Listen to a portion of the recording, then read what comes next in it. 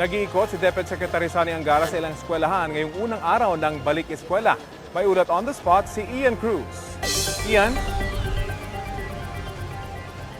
Yes, Rafi, maayos daw na nagbukas ang school year 2024-2025. Ayon yan mismo kay Education Secretary Sani Angara na patuloy nga nag-iikot ngayon sa mga paaralan.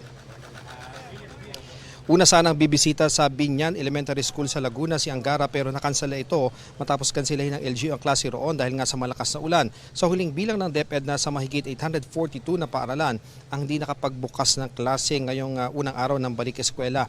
Sabi ni Angara, tinatayang 800,000 estudyante ang apektado nito.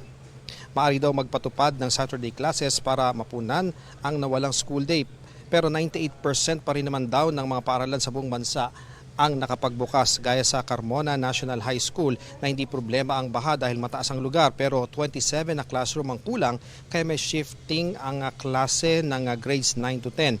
Sabi ni Angara, kailangan baguhin ang early procurement activities gaya ng ginagawa ng DPWH para mas mabilis ang assessment at actual implementation ng konstruksyon ng classroom. Kailangan din daw pagandahin pa ang blended learning para kapag hindi makapasok ang mga estudyante sa iba't ibang dahilan gaya ng kalamidad, hindi matitigil ang pagkatuto nila. Ang mga napinsala naman na pasilidad ng bagyo at habagat ay may nakalaan na raw na pondo ang national government. Mahiling din sa DepEd ang alkalde ng Carmona na si Mayor Dalia Loyola na bigyan din ng atensyon ang mental health ng mga kabataang mag-aaral.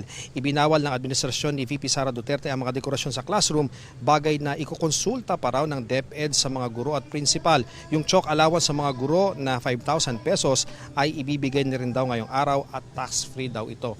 Rafi, sa ngayon ay narito pa rin sa Carmona, dito sa Cavite, si Secretary Angara at ngayon naman ay kakausapin niya yung federation ng PTA o yung samahan nga ng mga Parents and Teachers Association para sa kapakanan ng ating mga estudyante. Yan ang latest mula dito sa Cavite. Balik sa iyo, Rafi. Maraming salamat, Ian Cruz. Kapuso, alamin ang maiinit na balita. Bisitahin at mag-subscribe sa GMA Integrated News sa YouTube. Sa mga kapuso abroad, samahan nyo kami sa GMA Pinoy TV at sa www.gmanews.tv.